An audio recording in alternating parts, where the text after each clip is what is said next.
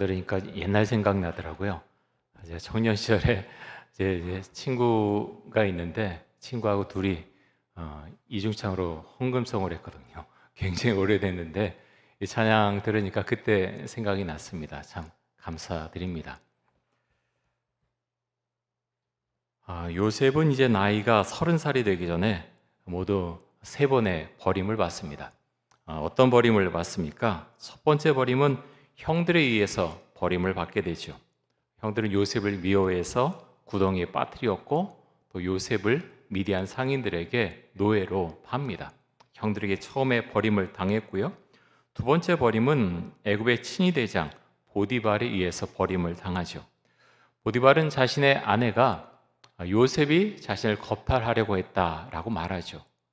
그가 완전히 그 말을 믿은 것 같지는 않습니다. 정말 그 말을 믿었다면 요셉을 죽였겠죠. 자신의 아내를 겁탈하려고 했는데 그냥 두었을 리가 없습니다. 하지만 보디발은 그러함에도 불구하고 요셉을 감옥에 가두죠. 그것으로 사건을 종결시킵니다. 세 번째 버림은 애굽의 친위대장 보디발의 집안에 있던 감옥에서 만난 술 맡은 관원장에 의한 버림입니다. 요셉은 그의 꿈을 해석해 주었죠. 그리고 부탁합니다. 당신이 복직하면 나를 기억해서 감옥에서 꺼내달라고. 나는 이곳에 들어올 만한 죄를 짓지 않았다라고 말하죠. 하지만 술관원은 복직을 하지만 요셉을 잊어버립니다. 술관원에 의해서 버림을 또 받았죠. 여러분, 나이가 30살이 되기 전에 이런 일을 계속 당하면 그 마음이 어떨까요? 우리가 그 입장이 되면 우리는 괜찮을까요? 나이가 30살이 되기 전에 정말 커다란 버림을 받지 않았습니까? 요셉은 정말 할 수 있는 대로 다 했습니다. 성실했고요, 정직했고, 지혜도 있었고, 사람들에게 친절했고, 무엇보다 하나님의 말씀을 따라 살려고 정말 발버둥 치면서 살아왔을 것입니다. 그런데 요셉은 너무나 비참한 상황 가운데로 내몰리게 됩니다. 이 정도 되면 많은 사람들이 자포자기하고 싶은 그런 심정이지 않을까 싶습니다. 근데 요셉은 그렇게 하지 않지요. 어떻게 끝까지 요셉은 하나님을 의지하면서 하나님을 신뢰하면서 살아갈 수 있었던 것일까요? 자, 오늘 말씀 가운데서 1절 말씀 보겠습니다.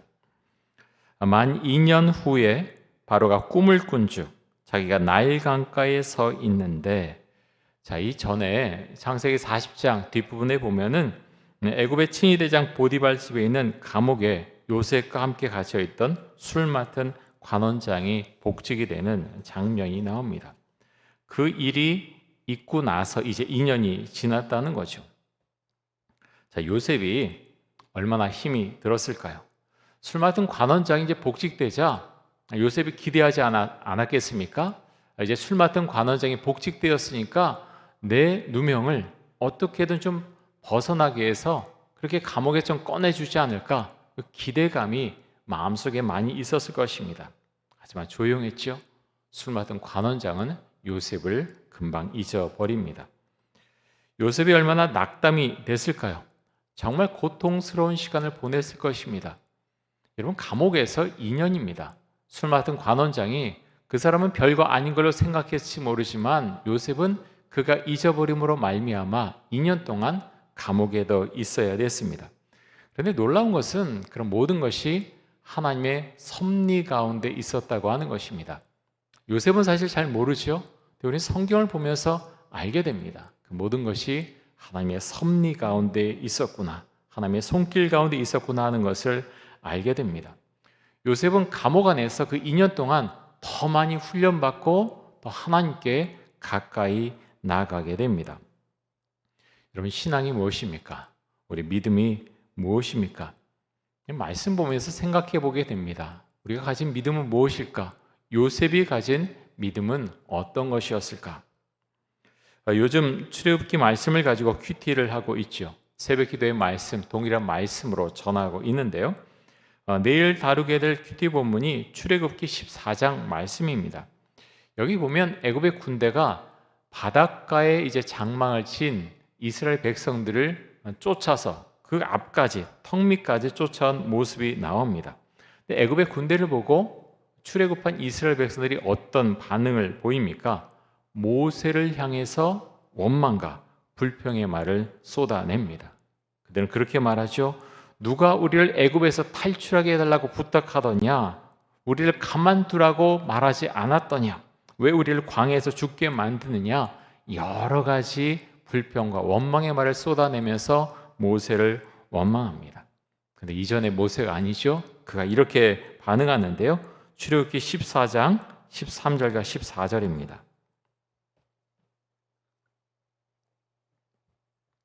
우리 같이 한번 이 말씀 한번 읽겠습니다. 모세가 백성에게 이르되 너희는 두려워하지 말고 가만히 서서 여호와께서 오늘 너희를 위하여 행하시는 구원을 보라. 너희가 오늘 본 애굽 사람을 영원히 다시 보지 아니하리라. 여호와께서 너희를 위하여 싸우시리니 너희는 가만히 있을지니라. 여러분, 엄청난 일 아닙니까? 모세는 원래 이렇게 반응하는 사람이 아닙니다. 이렇게 말하는 사람이 아니었죠. 얼마 되지 않은 기간 동안에 모세는 완전히 다른 믿음을 가진 사람이 되었습니다. 요셉은 출애굽한 이스라엘 백성들과는 완전히 다른 믿음의 모습을 보여주는데요. 요셉이 당한 고난을 생각하면 그의 입에서 그래도 어느 정도의 원망과 불평의 말이 좀 나와야 되지 않나 그런 생각도 해보는데요. 하지만 요셉은 하나님을 원망하지도 않고 불평하지도 않습니다. 어떻게 그렇게 할 수 있었을까요? 우리가 요셉의 입장이라면 우리는 그렇게 할 수 있었을까요? 보면서 뭐 그렇게 할 수 있지요라고 말을 할지 모르지만 정말 그 입장이라면 우리가 그렇게 할 수 있었을까? 쉽지 않을 것입니다.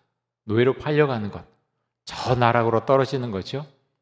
우리가 이제 현대 사회에서 한국에서 살아가는데 직장을 만약 잃게 되면 어떻게 됩니까? 당장 먹고 살 길이 없잖아요. 그것만 그래도 우리가 원망하지 않을 수 있을까? 참 쉬운 일이 아닙니다.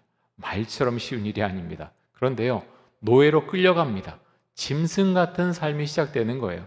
열심히 일해서 가정 총무가 됐지만 다시 모함에서 감옥으로 그렇게 들어가서 살게 됩니다. 그런 가운데서 불평하지 않고 원망하지 않은 것 쉬운 일이 결코 아니겠죠. 오늘 말씀 보면서 다윗의 모습도 생각이 났습니다. 다윗도 아무 잘못도 없는데 쫓겨다녔죠. 자그마치 10년 동안 쫓겨다녔습니다. 10년 동안 쫓겨다니면 참 그 마음이 얼마나 슬프고 또 아프겠습니까? 여러분, 요셉은 오늘 말씀에 의하면 이제 13년이 지난 후인데요. 17살에 이제 노예로 팔려오게 됐죠. 13년의 기간이 지났고요. 이제 30살이 되었습니다. 얼마나 고생을 많이 했습니까? 정말 고생을 많이 했거든요. 근데 그런 동안에 요셉은 정말 단단해졌습니다. 성장했고요. 성숙해졌습니다. 하나님에 대한 믿음이 성장했고 인격적인 면에서 또 사람들에 대해서 더 많이 알게 되었고 많은 면에서 요셉은 성장하게 되었습니다. 여러분, 자녀들이 고생하는 거 좋아하는 부모가 있을까요? 아무도 없겠죠. 요셉을 보면요, 고생해봐야 성장한다 한다는 것을 우리가 분명하게 알 수가 있습니다. 고난을 통해서 요셉은 정말 성숙해졌고 성장했고 많은 면에서 원숙한 모습을 보이게 됩니다. 한팔의 휘트니스 모델인 김나윤 씨, 혹시 아시는 분 계신지 모르겠습니다. 피트니스 대회에서 비장애인과 경쟁 끝에 4관왕에 올랐던 그런 분인데요. 그녀는 몇 년 전만 해도 유능한 헤어 디자이너였다고 합니다. 뛰어난 실력이 있었고요. 그리고 참 인기가 많았고 주말에도 일할 정도로 고객들의 요청이 쇄도했다고 합니다. 회사에 휴가를 내고 친구들과 함께 여행을 떠나는데 그곳에서 끔찍한 교통사고를 당합니다. 이 사고로 인해서 한쪽 팔을 잃게 되죠. 접합을 수술을 시도했지만 폐혈 증세가 심해서 결국 절단했고 수많은 시간을 어둠 속에서 보내게 됩니다. 열심히 달려왔던 모든 꿈과 목표들이 한순간에 무너진 것 같아서 참 어둡고 힘든 시간을 보내게 되죠. 그냥 생각했습니다. 왜 나에게 이런 일이 일어났을까 생각하다가 문득 이런 생각을 했다고 합니다. 그 순간에 목이 터졌다면 난 즉사했을 것이고, 난 또 오른손잡이인데 왼쪽 팔이 절단돼서 그래도 참 감사하지 않은가, 이런 생각을 했다는 거죠. 그렇게 좌절에서 벗어나고 있는 순간에 그녀의 눈에 들어온 건 피트니스 대회였다고 합니다. 피트니스가 뭔가 하면요, 헬스 대회라고 할까요? 아니면 육체미 대회? 그러니까 헬스장에서 열심히 몸을 단련해서 그런 것을 가지고 이제 그렇게 대회를 갖는 것인데요. 다시 살아나야 되겠다, 그 생각만 가지고 열심히 운동을 했다는 거죠. 또 하나는 나 같은 장애인들에게 뭔가 용기를 줘야 되겠다, 그 생각을 가지고 열심히 운동을 했다고 합니다. 그래서 나중에 그녀는 장애인 부분에서 챔피언을 갖게 됐고요. 또 비키니 쇼트 체급에서 1위, 미즈 비키니 톨 체급 1위, 또 가장 큰 상인 오버롤 부분에서 우승했다고 합니다. 이게 뭔지 잘 모르겠습니다. 어쨌든 뭐 큰 상인데요. 상이란 상은 다 받았다는 거죠. 엄청난 일을 한 거죠.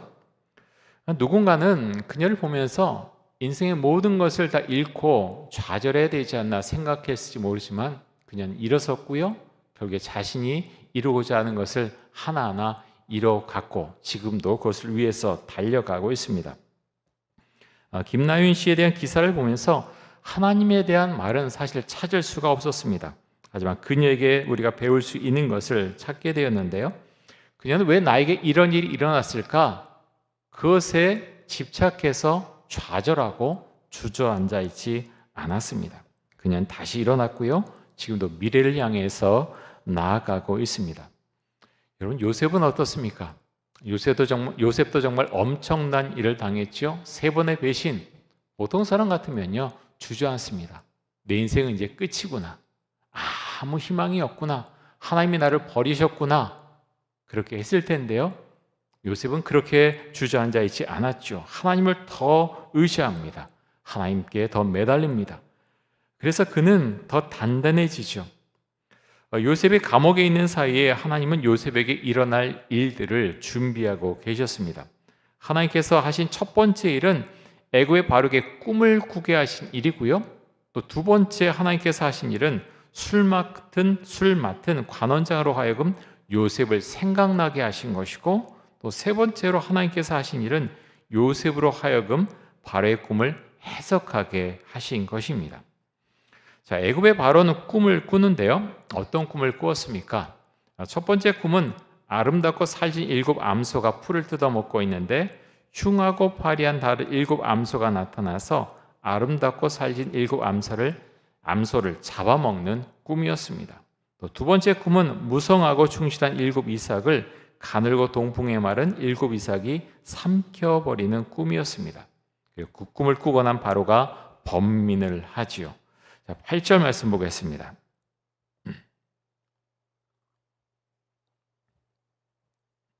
아침에 그의 마음이 번민하여 사람을 보내어 애굽의 점술가와 현인들을 모두 불러 그들에게 그의 꿈을 말하였으나 그것을 바로에게 해석하는 자가 없었더라. 간밤에 꾼 꿈으로 말미암아서 바로는 마음이 편하지가 않았습니다. 소가 소를 잡아먹는 꿈, 또 이삭이 이삭을 삼켜버리는 꿈, 이해할 수가 없었죠. 너무 흉하고 이상하게 보였습니다. 그래서 바로는 번민을 했던 것이죠. 자, 그런 다음에 바로가 내린 첫 번째 조치가 무엇이었습니까? 애굽의 점술가와 현이들 모두 불러들이죠. 그리고 꿈 이야기를 합니다. 하지만 아무도 그 꿈을 해석할 수 있는 사람이 없었습니다. 여러분, 우리는 어떻습니까? 우리나라 정치인들 모두가 그렇진 않지만 이런 일들을 또 하지 않습니까? 무속신앙이 우리나라 가운데 얼마나 강한지 모릅니다. 불교에도요, 무속신앙이 굉장히 많이 섞여 있습니다. 종교가 없다고 하는 사람들, 그 안에 들어가 보면 무속신앙이 자리 잡고 있는 경우가 굉장히 많습니다. TV 같은 데서 이제 궁합 보는 어떤 드라마, 예능 프로그램 얼마나 많습니까? 너무나 자연스럽게 궁합 봤냐고 이야기하고 궁합 보는 장면을 너무나 스스럼 없이 많이 보여줍니다. 미래에 대해서 알려주는 그런 무속신앙의 내용들 굉장히 많이 보여주고 있죠. 드라마나 영화를 촬영하기 전에 돼지머리 앞에 놓고 절하는 사람들 얼마나 많습니까? 굉장히 이상하지 않나요? 기술이 발달하고요, 이렇게 나라가 잘 자게 되는데 많은 사람들이 아직도 드라마 제작하기 전에, 영화 촬영하기 전에 돼지머리 앞에 놓고 절합니다. 집 짓기 전에 돼지머리 앞에 놓고 절하는 사람들 아직도 있죠? 왜 그렇습니까? 뭔가 있다는 겁니다. 무속신앙이 그들의 마음 가운데 자리 잡고 있어서 이성적으로는 사실 이해가 안 되는 거죠. 돼지머리 앞에 놓고 왜 절합니까? 돼지가 살아나서 뭘 어떻게 해주나요? 근데 돼지머리 앞에 놓고 절을 합니다. 그러면서 뭔가 비는 거죠. 굉장히 이상한 모습을 아직까지 보이고 있는데, 그만큼 무속신앙이 우리 대한민국 사람들 안에 굉장히 많이 자리 잡고 있다고 하는 것입니다. 자, 바로는 점술가와 현인들의 도움을 받아서 자신의 꿈을 풀고 싶었지만 아무도 바로의 꿈에 대해서 해석하지 못합니다. 그 순간 놀라운 일이 일어나는데요. 자, 9절부터 13절까지 한번 보겠습니다.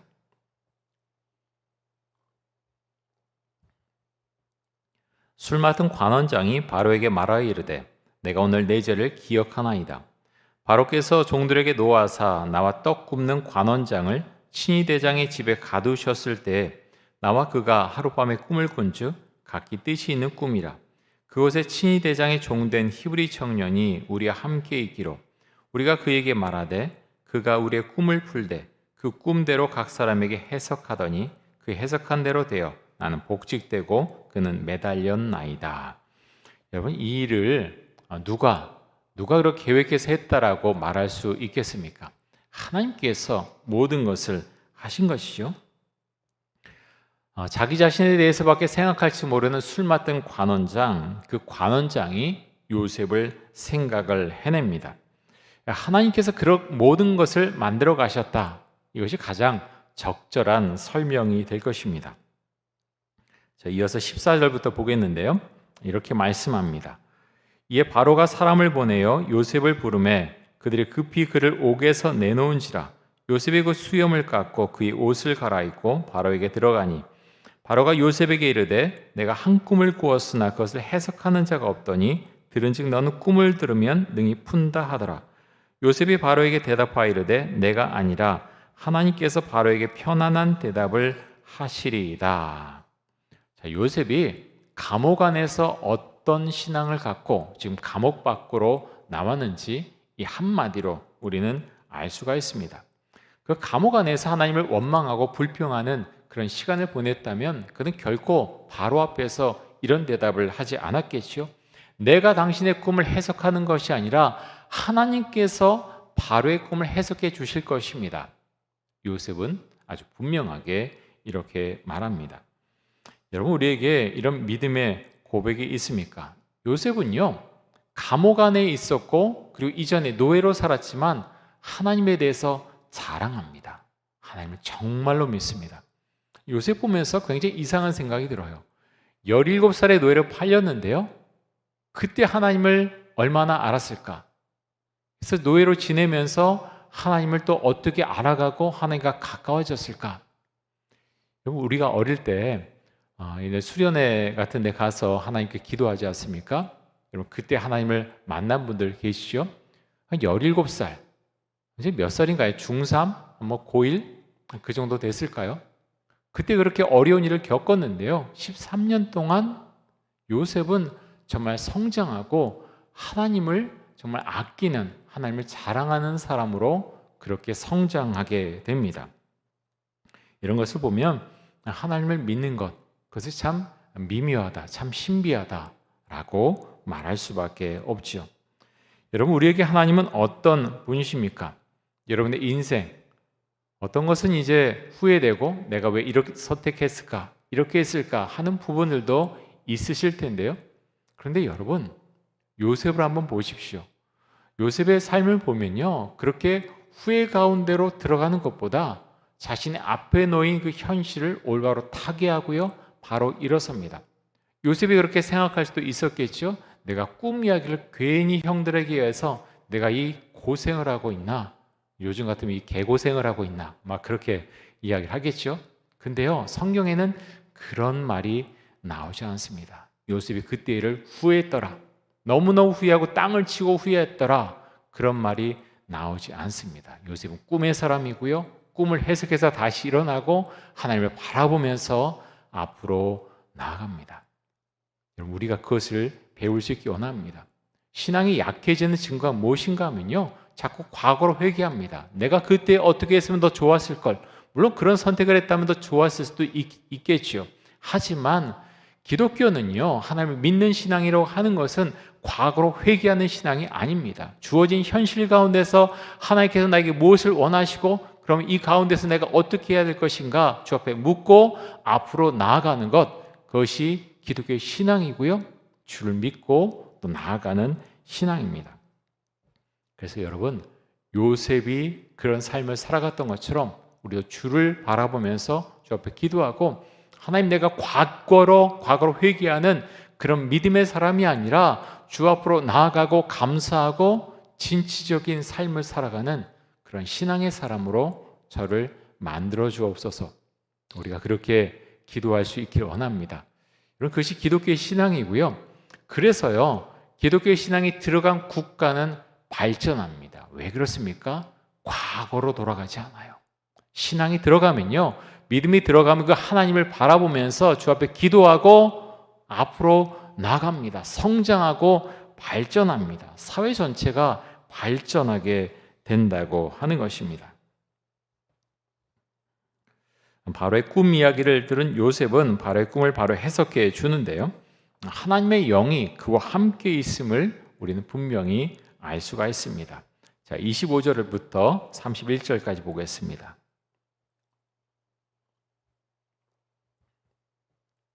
요셉이 바로에게 아뢰되 바로의 꿈은 하나라.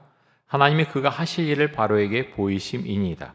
7 좋은 암소는 7회요 7 좋은 이삭도 7회니 그 꿈은 하나라. 그 위에 올라온 파리하고 흉한 7소는 7년이요 동풍에 말라 속이 빈 7 이삭도 7회 흉년이니 내가 바로에게 이르기를 하나님이 그가 하실 일을 바로에게 보이신 다음이 이것이라. 온 애굽 땅에 7회 큰 풍년이 있겠고 후에 7회 흉년이 들므로 애굽 땅에 있던 풍년을 다 잊어버리게 되고 이 땅이 그 기근으로 망하리니 후에 든 그 흉년이 너무 심함으로 이전 풍년을 이 땅에서 기억하지 못하게 되리이다. 자, 요셉은 바로가 2번의 꿈을 꾸었는데 그 꿈이 동일한 내용이다라고 설명을 하죠. 7회 풍년이 있을 것이고 뒤이어서 7회 흉년이 있을 것입니다 라고 말합니다. 그런데 그 흉년이 너무나 심해서 앞에 있던 7회 풍년을 사람들이 다 잊어버리고 기근으로 나라가 망할 것이다, 이렇게 해석을 하죠. 여러분, 이런 장면 보면서 그런 생각을 한번 해봅니다. 왜 애굽의 점술가들과 현인들은 왜 바로의 꿈을 해석하지 못했을까요? 어떻게 보면요, 별로 어려운 것 같지 않습니다. 이 정도는 해야지 점술가라고 할 수 있지 않을까요? 이 정도는 좀 풀어야지 현인이라고 할 수 있지 않을까요? 그런데요, 아무도 이 꿈을 해석하지 못합니다. 왜 그랬을까요? 무슨 이유 때문에 이들은 바로의 꿈을 해석하지 못했을까요?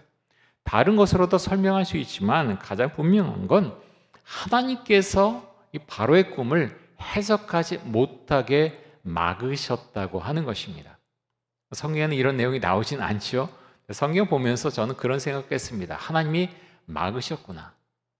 사람의 머리는요, 한계가 있죠.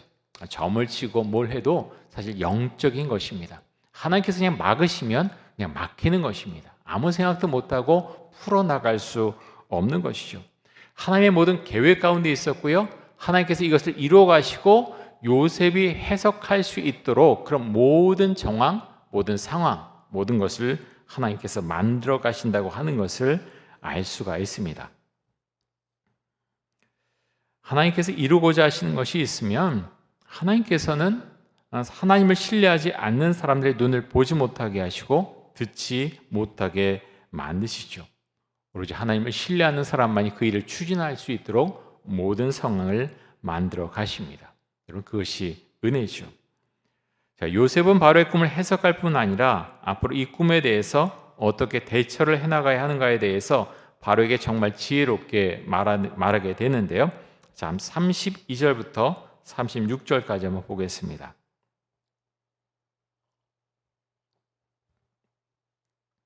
바로께서 꿈을 2번 겹쳐 꾸신 것은 하나님이 이 일을 정하셨습니다.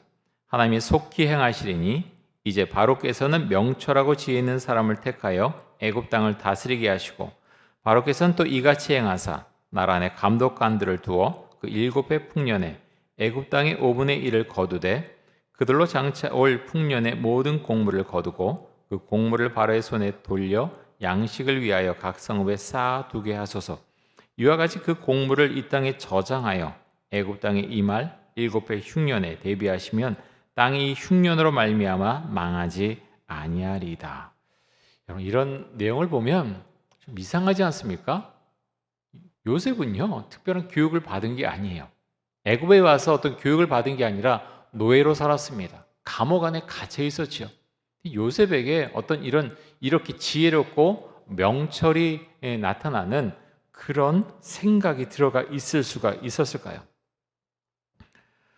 바로가 요셉의 말을 들으면서 뭐라 그럴까요? 10년 묵은 체증이 그냥 쑥 내려간다고 할까요? 왕은요, 권력자도요, 굉장히 고민이 많습니다. 왕이 모든 것을 가진 것 같지만 사실은 그렇지 않죠. 백성들을 어떻게 통치할 것인가, 어떻게 할 것인가, 조력자가 분명히 필요하고 그것을 원했을 것입니다. 그런데 이렇게 자신의 꿈에 대해서 해석하고 그것에 대해서 어떻게 대처하는지 요셉이 말했을 때 아마 바로는 이런 사람이 어디서 나왔나, 아마 그런 생각을 했을 것입니다. 이렇게 탁월하고 명철한 사람이 어디 있을까? 바로는 그것을 생각을 했을 것입니다. 그러니까 준비된 사람이라고 하는 것을 바로는 바로 알아챘을 것입니다. 여러분, 요셉은 준비된 사람입니다. 13년의 기간 동안 하나님께서 그를 훈련시키셨고 하나님의 사람으로 만들어 주셨고 말씀을 따라가게 하셨고 그리고 어려운 순간들을 다 이겨내게 하셨고 사람들의 마음을 읽을 수 있는 그 마음 또한 요셉에게 주셨습니다. 사랑하는 성도 여러분, 우리가 요셉 이야기를 정말 많이 보지만 저도 이 말씀을 너무 많이 봤지만 볼 때마다 새로운 것을 많이 발견하고 또 요셉 보면서 하나님 어쩌면 이렇게 살아갈 수가 있었을까요? 어떻게 이런 생각을 가지고 주 앞에 모든 것 맡기고 살아갈 수가 있었을까요? 그 생각을 참 많이 하게 됩니다. 사랑하는 성도 여러분, 우리도 요셉처럼 이렇게 주의 말씀을 따라가고 원망하고 불평하는 모습이 아니라 정말 주님을 따라가면서 앞을 향해 나아가는 그런 지혜로운 사람이 될 수 있기를 간절히 원합니다. 우리 자녀들이요 요셉을 정말 닮았으면 좋겠어요. 고난을 당하기를 누가 원하겠습니까? 내 자녀가 고난 당하는 것 보는 것 참 쉽지 않습니다. 그런데요, 사람은 어려움을 당해야 사실은 성장하게 됩니다. 사람이 되어가는 거죠. 너무 귀염만 받고 그렇게 자라게 되면 자기밖에 모르는 사람이 될 가능성이 아주 많습니다. 요즘 아이들이 가정마다 하나 아니면 둘 아닙니까? 저도 외동딸을 키우고 있지만 참 키우는 거 쉽지 않습니다. 좀 더 이제 남들 배려하고 참 그런 사람으로 자랐으면 좋겠는데 요즘 아이들이요 혼자서 크잖아요. 혼자 아니면 둘 크잖아요. 참 뭐랄까요? 어떤 귀한 거를 잘 모르는 경우가 참 많이 있는 것 같습니다. 그런 면에서 요셉을 보면서 고생하고 좀 어려움을 겪어봐야 그때의 고마움도 알고 특별히 하나님께서 나의 삶 가운데 말씀하시는 것 그것을 발견해 나갈 수 있지 않을까. 가장 큰 것은 그 부분 같아요. 요셉은요 하나님께서 나의 삶을 이끌고 있음을 그 감옥 안에서 또 노예 생활을 하면서 그것을 발견해 나갑니다. 여러분 이것이 얼마나 큰 것입니까? 사람들과도 좋은 관계를 맺어야 되지만요 고생하면서 우리 아이들 위해서 우리가 가장 많이 기도해야 될 것은 하나님 우리 아이가 하나님을 요셉처럼 만나게 하여 주옵소서. 우리가 그 기도를 해야 될 줄로 믿습니다. 하나님을 만나면요 그 다음은 다 해결되는 거예요. 많은 어려움이 있고 요셉 같은 경우 어떻습니까? 감옥에서 술 맡은 관원장이 나가면 난 좀 나갈 수 있을 것 같다라고 생각하지 않았겠습니까? 그런데 2년을 더 있습니다. 우리의 모습이 그럴 수 있어요. 우리의 자녀의 모습이 그럴 수 있어요.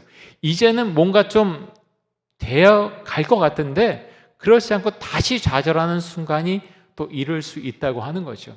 그럴 때 여러분, 우리가 요셉을 생각할 수 있길 원합니다. 하나님께서 더 훈련하고 더 믿음 생활에 매진하기를 원하시는구나, 우리가 생각하고 또 기도할 수 있기 원합니다. 하나님께서 우리의 삶과 우리 가정, 특별히 우리 자녀들 가운데 많은 은혜로 채워주시기를 간절히 원합니다.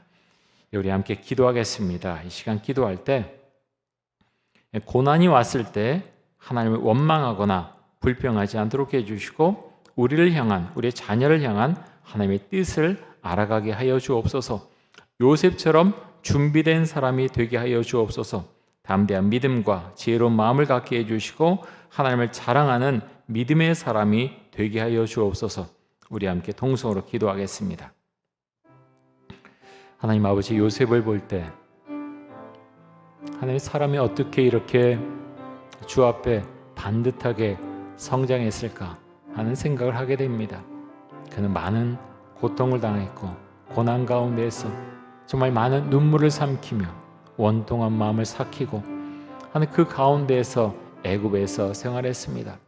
그렇게 귀염받던 아들에서 하나님, 아무도 알지 못하는 애굽 땅으로 끌려와서 그렇게 정말 짐승 같은 생활을 경험해야 됐고 무시를 당하고 하나님, 자기 목숨이 아무것도 아닌 것처럼 그렇게 종과 노예의 삶을 그는 살아갔습니다.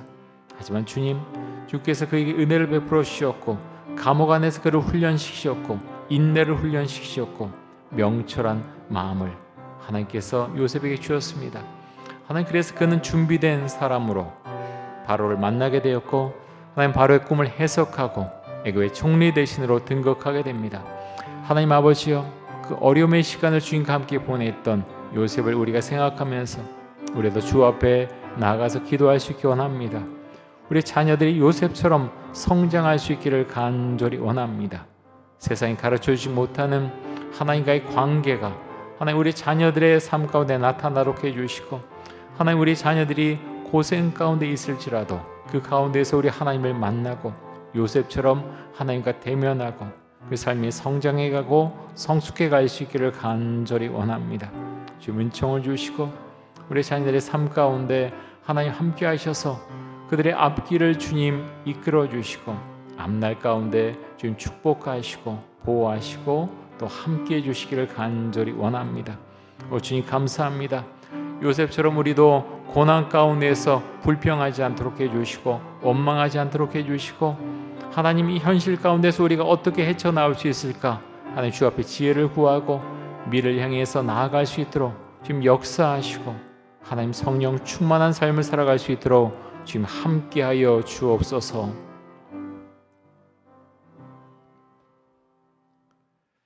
하나님 아버지, 우리에게 요셉 같은 믿음과 또 은혜를 주시기를 간절히 원합니다.